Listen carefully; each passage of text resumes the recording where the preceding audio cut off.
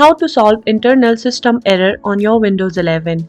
Hello everyone, welcome back to our channel. In today's video, I'm going to show you how you can solve internal system error on your Windows 11. It's super simple, so let's get started.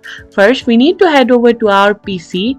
Now that you're here, you need to click on your Windows C. Then you need to simply go ahead and click on Users.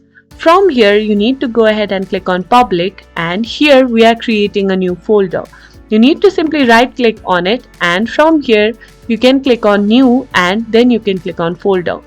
Then you can name the folder Document, and once you have done that, you need to simply click on it to open it.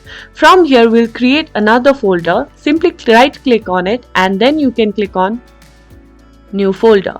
Here we'll name the folder Steam, and once you have done that, this might help you solve the issue. And that's it for today. If you find this video helpful, please give us a thumbs up, subscribe to our channel, and I'll see you in the next video.